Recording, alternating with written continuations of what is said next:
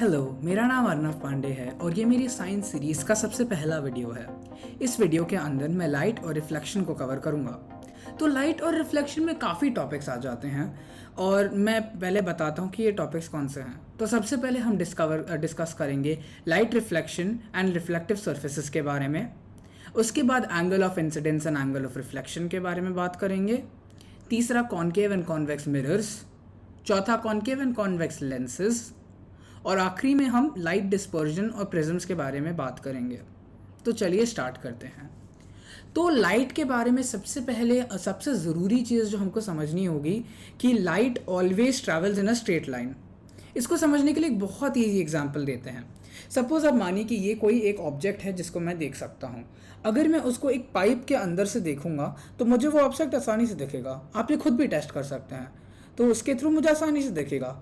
लेकिन अगर उसी पाइप को मैं ऊपर की तरफ मोड़ दूंगा, ऐसे अगर मैं ऊपर मोड़ दूंगा तो फिर मुझे कुछ नहीं दिखेगा। अगर मैं उसको ऐसे मोड़ दूंगा तो मुझे अंधेरा दिखेगा, मुझे कोई रोशनी नहीं दिखेगी, कोई लाइट नहीं दिखेगी। तो इसका मतलब यही हो सकता है कि light only travels in a straight line. क्योंकि अगर वो टेढ़ा मेढ़ा जाती तो फिर शायद मैं ऐसे देख लेता, मुझे लाइट दिख जाती, पर ऐसा नहीं होता है। तो light always travels in a straight line. तो इसका एग्जांपल आप यहाँ भी देख सकते हैं। तो यहाँ पे एक बहुत बहुत सिंपल सिमुलेशन है। तो ये जो है ये एक लाइट प्रोडक्शन मैंने लाइट प्रोडक्शन के लिए है। तो इससे ये लाइट क्रिएट हो रही है और इस बटन से मैं ऑन करता हूँ तो मुझे वो लाइट दिखती है। तो अब दूसरी चीज़ हमको समझनी होगी, वो होती है रिफ्लेक्टिव सर्फेसेस। तो रिफ्लेक्टिव सर्फेसेस उन्हें बोलते हैं जो लाइट को रिफ्लेक्ट कर सकती हैं। तो आपकी रिफ्लेक्टिव सर्फेसेस अगर आप जैसे देखते होंगे, अगर आप शीशे के सामने खड़े होंगे तो आप कई बार अपने आप को खुद को देख सकते हैं, या फिर अगर आप पानी के अंदर या किसी तालाब के ऊपर अगर आप देखेंगे तो आपको खुद का चेहरा दिखता है। तो वही सब रिफ्लेक्टिव सर्फेसेस होती हैं। तो अब रिफ्लेक्टिव सर्फेसेस होने के लिए उनका ऊपर से ग्लॉसी होना चाहिए या फिर उनको शाइनी होना चाहिए ऊपर से, ताकि आप खुद को देख सकते हैं। तो इस सिमुलेशन के अंदर आप जैसे यहाँ राइट पे स्लाइडर देख सकते हैं, इससे हम लोग ग्लास, वाटर या एयर बना सकते हैं। तो जैसे अगर आप सोचिए कि अगर एयर माने हवा, अगर हवा लाइट को रिफ्लेक्ट कर पाती तो फिर हम कुछ कैसे देख पाते। तो इसीलिए अगर मैं इसको एयर बना दूंगा और इसको मैं अगर इसे नीचे चेंज करूंगा तो आप देख सकते हैं कि लाइट रिफ्लेक्ट बिल्कुल नहीं हो रही है और लाइट एकदम सीधी जा रही है। तो माने इसका यही मतलब है कि माने air is not a reflective surface जी। अब जैसे आगे जाता हूँ मैं, अगर मैं इसको मैं बढ़ाता रहूँगा और अगर मैं पानी तक आ गया तो आप देख सकते हैं कि काफ़ी हद तक लाइट रिफ्लेक्ट हो रही है, काफ़ी लाइट एयर से कई ज़्यादा लाइट रिफ्लेक्ट हो रही है। और अब जैसे ही मैं इसको अब थोड़ा और जाके ग्लास बनाऊंगा तो फिर देख ही सकते हैं कि आप और लाइट रिफ्लेक्ट हो रही है, और जो लाइट रिफ्लेक्ट हो रही है उसकी ब्राइटनेस ज़्यादा है पहले से। तो यही माने हम समझ सकते हैं कि लाइट कैन बी। तो इससे दो चीज़ें समझ सकते हैं कि light always travels in a straight line unless it is reflected by reflective surface. तो हम ये समझ सकते हैं। अब लाइट के बारे में दूसरी चीज़ समझने के लिए हम देख सकते हैं कि लाइट जो जगह पे इंटरसेक्ट करती है ग्लास से या रिफ्लेक्टिव सर्फेस से, एग्जैक्टली वो पॉइंट पे हम एक इमेजिनरी लाइन ड्रॉ करते हैं और इस इमेजिनरी लाइन को हम नॉर्मल कहते हैं। तो वो नॉर्मल जो है वो एग्जैक्टली उस पॉइंट पे बनाया जाता है जहाँ ये लाइट रे माने टच करती है जो रिफ्लेक्टिव सर्फेस है उसको। और अगर आप देख सकते हैं कि ये जो नॉर्मल है it is always perpendicular to the reflective surface. तो परपेंडिकुलर माने 90 डिग्री एंगल बनाती है। अगर यहाँ पे एंगल बनाएंगे तो हमेशा 90 डिग्री होगा।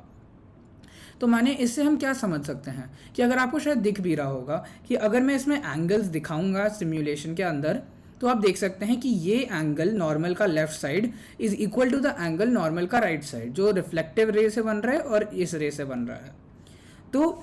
तो माने ये रे जो होती है हमारी, इसको बोलते हैं हम इंसिडेंट रे। तो माने जो लाइट जिससे सोर्स आ रही है उसको बोलते हैं इंसिडेंट रे, एंड जो ये होती है इसको बोलते हैं रिफ्लेक्टिव रे। ठीक है। तो माने ये एंगल जिसको हम बोलते हैं angle of incidence will always be equal to the angle of reflection। और ये हम माने कोई भी अगर एग्जांपल ले ले, तो जैसे मैं इसको थोड़ा और नीचे कर दूं अगर मैं, तो एंगल हमारा अभी भी एग्जैक्टली सेम है। अगर मैं फिर से थोड़ा बदल दूं तो हमारा फिर भी एंगल एग्जैक्टली सेम है। तो ये हमेशा ऐसे होता है कि angle of incidence is always equal to angle of reflection. ठीक है। तो आइए अब अगर सोचिए कि ये सरफेस हमारी जो ग्लास की सरफेस है ये एकदम फ्लैट है, पर अगर हम इसको अगर हल्का सा कर्व कर दें तो फिर क्या होगा, आइए देखते हैं। तो आपने शायद ऐसे एग्जाम्पल, ऐसे शीशों के एग्जाम्पल देखे होंगे, या अगर आपने पार्किंग मिरर्स में देखा होगा, या शेविंग मिरर्स देखे होंगे, या फिर आपने शायद गाड़ी के जो मिरर्स होते हैं वो कर्व मिरर्स होते हैं। तो कर्व मिरर्स दो तरीके के होते हैं, एक होता है कॉनकेव मिरर जो आपको यहाँ दिख रहा है, और एक होता है कॉन्वेक्स मिरर। तो इसके लिए एक बहुत ईजी टेक्निक है, मैं याद करने के लिए बताता हूँ। तो कॉनकेव मिरर में हमेशा केव होती है, तो माने कॉनकेव मिरर ऐसे होगा, तो केव माने गुफा, तो माने उसके अंदर जगह होती है, तो कॉनकेव मिरर के अंदर केव। तो ये याद रखने के लिए एक बहुत इजी टेक्निक जो मैं भी यूज़ करता हूँ, शायद आपको भी मदद आए। तो कॉनकेव मिरर ऐसे होते हैं और कॉन्वेक्स मिरर ऐसे होते हैं जो बाहर की तरफ निकले हुए होते हैं, ठीक है। तो अगर आप समझिए, तो जो इमेजेस जो कॉनकेव मिरर से बनती हैं वो ऐसी दिखती हैं। तो इसमें कुछ चीज़ें इंपॉर्टेंट हमको देखनी होती हैं। ये लाइन जो होती है हमारी, जो सेंटर लाइन बनाई जाती है, ये लाइन, इसे हम बोलते हैं प्रिंसिपल एक्सिस। अब देखिए, अब ये जो मिरर है ये हम मानते हैं कि किसी सर्कल का पार्ट होगा, तो मानिए किसी बड़े सर्कल का पार्ट होगा, और उस सर्कल के सेंटर को जो कहीं यहाँ हो सकता है, जो सर्कल का सेंटर, उसको बोलते हैं हम पॉइंट ऑफ, जिसको हम बोलते हैं सेंटर ऑफ कर्वेचर। तो पॉइंट ऑफ कर्वेचर जिसको हम बोलते हैं, तो वो हमारा सेंटर पॉइंट है, जो मिरर का सेंटर पॉइंट होता है। तो हमारे कुछ सिनारियोज हो सकते हैं रेज के हिसाब से जो हम लोग बनाते हैं। तो ये कैंडल एक ऑब्जेक्ट है जो हमने मिरर के सामने रखा है, जो रिफ्लेक्ट होगा। तो हम जो भी रेज बनाते हैं इस ऑब्जेक्ट से, वो हमेशा हम ऑब्जेक्ट के टॉप से बनाते हैं। तो अगर हम ऑब्जेक्ट के टॉप से एक रे बनाएंगे, तो हमारे एग्जाम्पल हो सकते हैं कि अगर हमने ऐसे किया, तो अगर वो हमने जो रे बनाया है it is parallel to the principal axis, तो अगर हमने ये एक पैरेलल लाइन बनाई तो that will always intersect the focal point. तो ये फोकल पॉइंट होता है, तो जो होता है जिससे हमारा ऑब्जेक्ट इंटरसेक्ट करता है if it is parallel to the principal axis. और अगर हमारा सेकेंड रे अगर हमने किया कि वो फोकल पॉइंट से जाता है तो क्या होगा, चलिए देखते हैं। तो अगर हमारा सेकेंड रे फोकल पॉइंट के थ्रू जाता है तो that will be parallel to the principal axis. तो मैंने दो चीज़ें समझी, अगर पैरेलल है तो फोकल पॉइंट से जाएगा, और अगर फोकल पॉइंट से जाता है तो फिर उसके बाद पैरेलल होगा। और तो हम लोग ये समझ सकते हैं। अब यहाँ पे आप देख सकते हैं कि जहाँ पे ये दोनों रेज इंटरसेक्ट हो रही हैं वहाँ पे हमारा ऑब्जेक्ट का इमेज फॉर्म होगा, और ऐसा हमेशा होगा कि जो भी हमारा इमेज फॉर्म होगा वो इतनी डिस्टेंस पे फॉर्म होगा। तो आप पूछ सकते हैं कि यहाँ पे तो दो इंटरसेक्शन है, हमको कैसे पता होगा कि किस पे फॉर्म होगा। तो इसको समझने के लिए एक बहुत ईजी चीज़ हमको याद रखनी है कि जो भी इमेज फॉर्म होगी it will always be formed by reflected raise, it will never be formed by incident raise.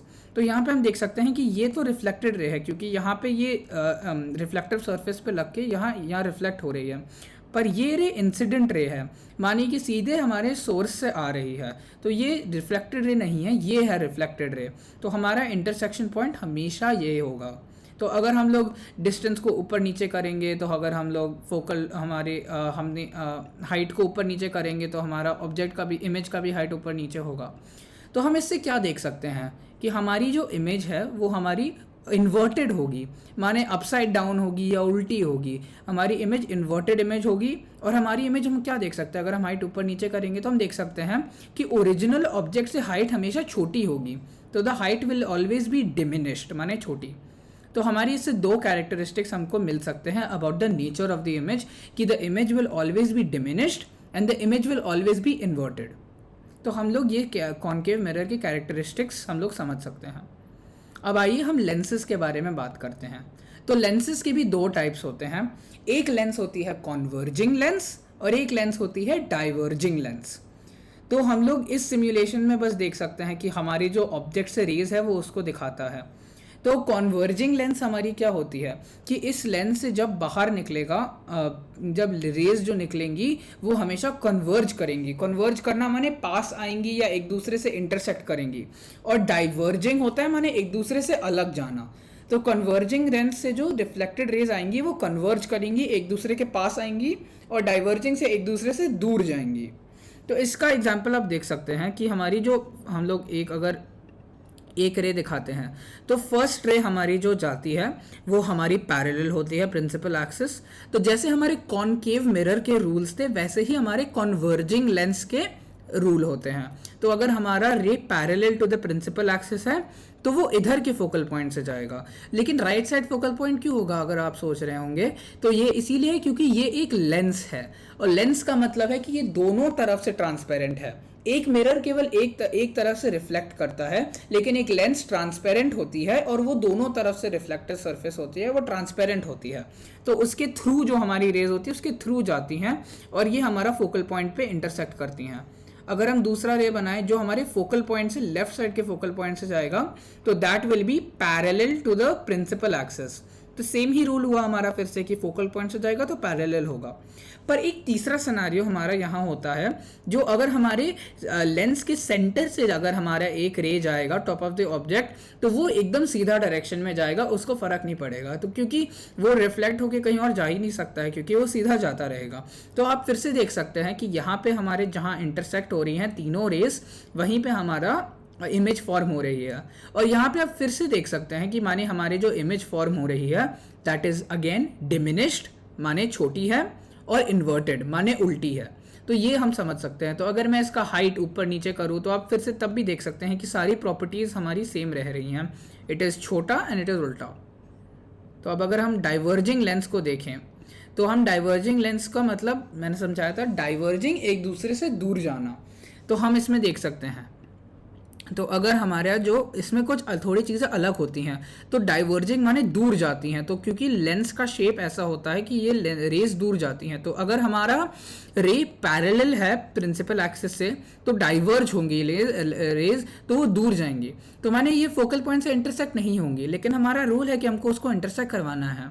तो हम ऐसा कर सकते हैं कि जो हमारी रेज है अगर हम यहाँ से देखेंगे तो हमको दिखेगा कि वो यहाँ से आ रही है, और अगर हम उसके पीछे ये इमेजिनरी माने फेक लाइन, अगर इमेजिनरी लाइन हम ड्रॉ करेंगे तो वो यहाँ इस फोकल पॉइंट पे इंटरसेक्ट करेगी। देखिए अगर हम एक दूसरा बनाते हैं रे सेकेंड रे जो हमारी सेंटर पे जा रही है लेंस के, तो अगर हम उसको बनाएंगे तो that will be parallel to the principal axis. और अगर हम पैरेलल लाइन के पीछे एक रे बनाएंगे, इमेजिनरी रे एक और बनाएंगे, तो फिर से उसी पॉइंट पे इंटरसेक्ट हो रहा है। तो हम इससे क्या समझ सकते हैं कि जो हमारी इमेज फॉर्म हो रही है वो सेम साइड पे फॉर्म हो रही है, इस साइड पे फॉर्म नहीं हो रही है। तो इसका मतलब ये है कि जो हमारी इमेज फॉर्म हो रही है that is a virtual image.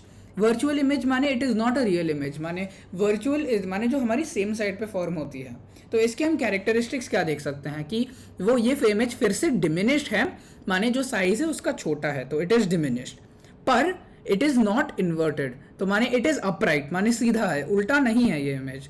तो हम इससे यही समझ सकते हैं कि जो हमारी डाइवर्जिंग लेंस से इमेज फॉर्म होती है दैट इज़ अपराइट माने सीधा, एंड डिमिनिश्ड माने छोटा। तो हम ये कैरेक्टरिस्टिक्स कन्वर्जिंग और डाइवर्जिंग लेंस के समझ सकते हैं। तो मुझे उम्मीद है कि आपको ये मदद किया होगा। अगर हम लास्ट कॉन्सेप्ट पे जाते हैं जो है हमारा डिस्पर्जन ऑफ लाइट एंड हमारे मल्टीपल मिरर्स और हमारे प्रिज्म। तो ये फिर से वैसा ही सिमुलेशन है जो हमको लाइट के बारे में दिखाता है, पर हम यहाँ पे मल्टीपल हम लोग मिरर्स डाल सकते हैं या लेंसेज डाल सकते हैं। तो आपने अगर सोचा होगा कि अगर हम एक मिरर डालते हैं तो उसके थ्रू इमेज जाती है, पर अगर हम दो लेंसेज को एक साथ डाल देंगे जिनके डायरेक्शन टेढ़े हैं तब क्या होगा। तो जैसे अगर हम देख सकते हैं यहाँ पे, तो आप देख सकते हैं कि लाइट रिफ्रैक्ट हो रही है, बेंड हो रही है, मुड़ रही है। तो यहाँ पे फर्स्ट जैसे इंटरसेक्ट होती है तो फिर से मुड़ती है, और सेकंड लेंस पे जैसे इंटरसेक्ट होती है तो फिर से मुड़ती है। तो अगर हम यहाँ पे देख सकते हो कि माने लाइट रिफ्रैक्ट हो रही है, माने बेंड हो रही है। तो अगर हम अगर हम यहाँ पे लेंस डाल देंगे तो यहाँ पे फिर से इस पे लग के मुड़ रही है, फिर से मुड़ रही है। अगर हम एक और डाल देते हैं, अगर आप एक और लेंस डाल देंगे तो ये फिर से रिफ्रैक्ट हो रही है, कहीं और जा रही है। तो आप देख सकते हैं, तो इसका ये मतलब होता है। पर अगर हम ऐसे करते हैं तो इसका बहुत एक इम्पैक्ट होता है लाइट में।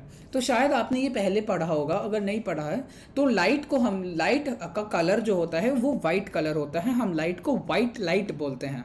तो वाइट लाइट जो होती है, वाइट रेज, तो हम अगर उसको इतने मिरर्स के थ्रू डालेंगे, या इन मिरर को प्रिज्म बोलते हैं हम लोग, जो ट्रायंगुलर मिरर्स को होते हैं इनको प्रिज्म्स बोलते हैं। तो अगर हम इन मिरर्स के थ्रू डालेंगे तो हमारी जो वाइट लाइट ओरिजिनली होती है वो रिफ्रैक्ट होके मल्टीपल कलर्स बन जाती है। तो जैसे मैं इसकी सेटिंग बदलूंगा, तो मैं अब इसको वाइट लाइट की सेटिंग में डालूंगा तो हम उसके कलर्स देख पाएंगे।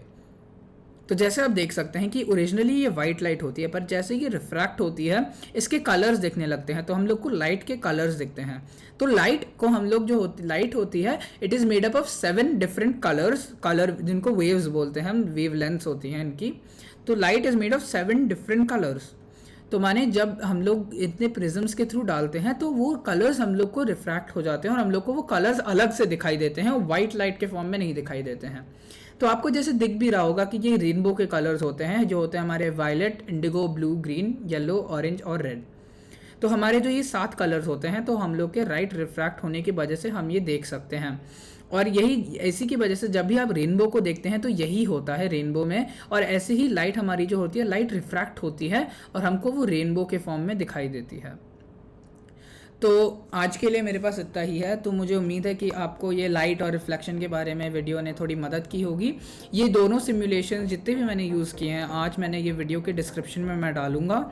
और अगर आपको इस वीडियो से कोई मदद हुई होगी तो प्लीज़ वीडियो को लाइक कर दीजिएगा, और किसी और स्टूडेंट्स या फिर अपने दोस्तों के साथ अगर उनको भी मदद चाहिए तो प्लीज़ उनके साथ भी शेयर कीजिएगा। एंड हाँ, thank you so much for watching, and और वीडियोज़ के लिए प्लीज़ देखिएगा आगे।